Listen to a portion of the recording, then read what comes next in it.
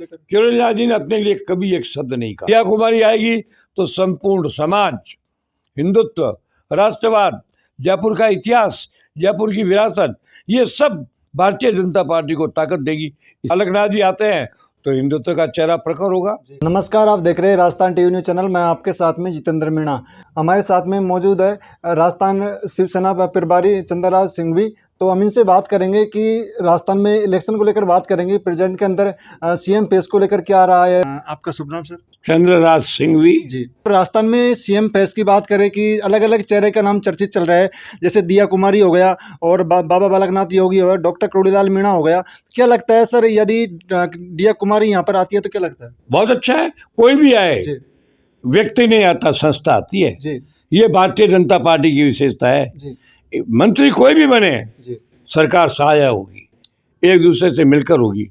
मैं भाजपा का कैबिनेट मंत्री रहा हूँ वसुंधरा के राज में, मैं भाजपा की राष्ट्रीय कार्यकारिणी का मेंबर रहा हूँ। मैं दावे के साथ कह सकता हूँ कि चेहरा इम्पोर्टेंट नहीं है, जो आएगा वो भाजपा का आएगा, सिद्धांतवादी आदमी आएगा, हिंदुत्व राष्ट्रवाद का भक्त आएगा। हमने भी पूरे चुनाव में 32 प्रेस कॉन्फ्रेंस की है पूरे राजस्थान में, हर संभाग में जाकर हमने यही कहा था, जनता से भी कहा था और श्रोताओं से भी कहा था और पत्रकारों से कहा था कि भारतीय जनता पार्टी में व्यक्ति विशेष नहीं होता है, संस्था विशेष होता है, कमल विशेष होता है, आरएसएस की भावना विशेष होती है। कोई मुख्यमंत्री आ जाए, एकता बनी रहेगी। सर, करोड़ीलाल को लेकर भी जनता के अंदर, लोगों के अंदर काफ़ी क्रेज देखने को मिल रहा है। तो क्या लगता है करोड़ीलाल को लेकर? करोड़ीलाल जी ने अपने लिए कभी एक शब्द नहीं कहा जी। लोग कहते हैं तो कहते हैं, हर आदमी की अपनी परिचय होती है, हर आदमी का अपना परिचय होता है। मैं इतना जानता हूँ, एक बार घोषणा होने के बाद जितने चेहरे हैं ना, ये सब एक नजर आएंगे आपको, पूरी भाजपा एक नजर आएगी। और ये 2024 में होने वाले संसदीय चुनाव की तैयारी के लिए कदम ताल मिला करके चलेगी। और आप देख लेना, नरेंद्र मोदी के राष्ट्रव्यापी नेतृत्व को समर्थन देने के राजस्थान 25 में से 25 सांसद देगा और सर्वाधिक मैं यात्रा करूंगा, ये मेरा फैसला है। मैं करीब करीब हर संसदीय क्षेत्र में एक विशाल प्रेस कॉन्फ्रेंस करूंगा, जैसा मेरी करने की आदत है जी। मैं आपको विश्वास दिलाता हूं, कोई भी आ जाओ, हर आदमी का अपना विशिष्ट गुण होता है, हर आदमी में सारे गुण नहीं होते हैं। किरोड़ी जी आदिवासियों के, उनके एसटी के बड़े नेता हैं, राजस्थान के नहीं है, राष्ट्र के बड़े नेता हैं। वो आएंगे तो राजस्थान के बाहर भी भाजपा को मदद मिलेगी।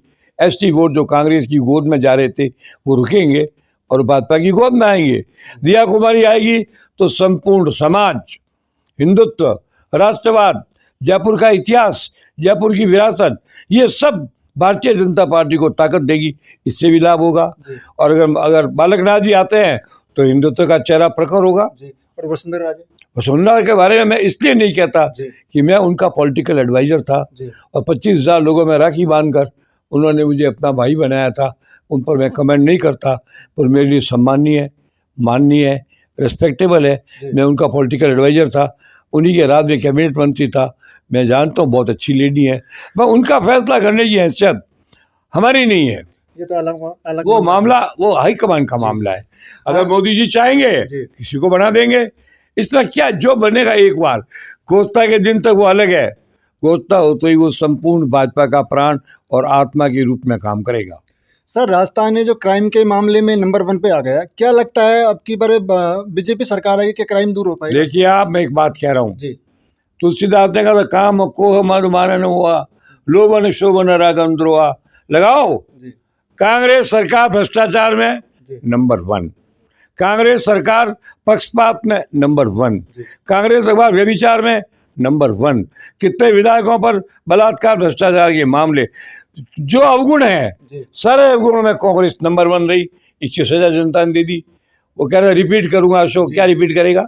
सर, दावा करता था कि अब की बार रिपीट होगी, इसके बावजूद भी समेट के रहेगी। अरे छोड़ो साहब, जितना उसने तो कांग्रेस में कोई था ही नहीं। एकमात्र अच्छा आदमी सचिन पायलट था, जिसका उसने कुंडा कर दिया, सत्यानाश कर दिया, कुर्सी बचाने का काम नहीं किया। सुबह उठकर बाहर जाते, हर तंबे पर इसका फोटो लगता था, हर जगह कॉर्नर पे फोटो लगता था। 1,000 करोड़ रुपया प्रचार में खर्च दिया। आज 6 लाख के नीचे करोड़ 6 लाख करोड़ के नीचे कर्ज में डाल दिया। इस आदमी ने अच्छा काम किया ही नहीं, इसका अच्छा से लेन देन नहीं था। ये पूरी तरह से कांग्रेस की हार, ज़्यादा गहलोत की हार मानता हूँ इस चुनाव को। गहलोत ने कांग्रेस का विनाश कर दिया, सर्वनाश कर दिया। इसका लाभ भाजपा को हुआ। और होता है, जब कोई शत्रु पाप करता है तो मित्र को धर्म का लाभ मिलता है।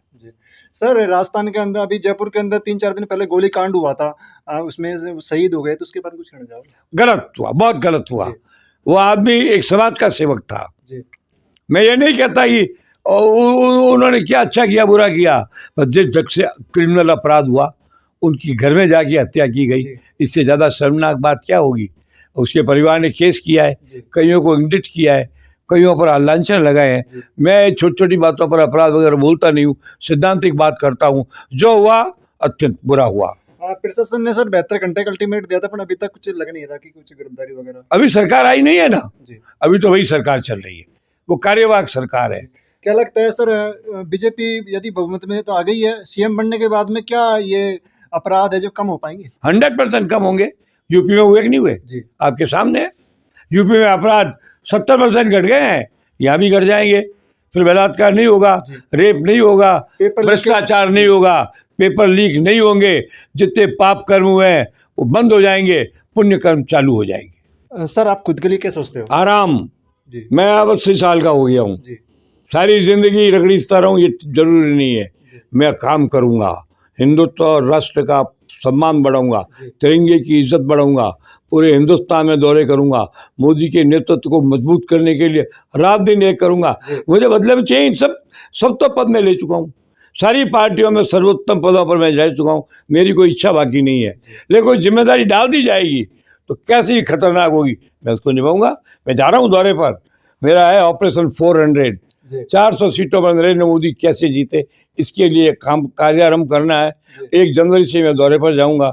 अगर मैं हफ्ते में 2-3 प्रेस कॉन्फ्रेंस भी करूं, जैसे यहाँ की दूदू कर ली, किशनगढ़, अजमेर कर ली, 1 दिन हो गई, 3 हो गई, तो मैं 5 महीने के अंदर करीबन 200-250 प्रेस कॉन्फ्रेंस करूंगा। दक्षिण के क्षेत्रों में भाषा की कमी के कारण मैं नहीं जाऊंगा। मेरा मेन मुद्दा जो रहेगा उत्तर भारत के सभी राज्यों में होगा, और कस के कहूँगा, साबित कर दूंगा कि नरेंद्र मोदी से बढ़िया प्राइम मिनिस्टर न तो पहले कभी आया, न आगे आने की संभावना है।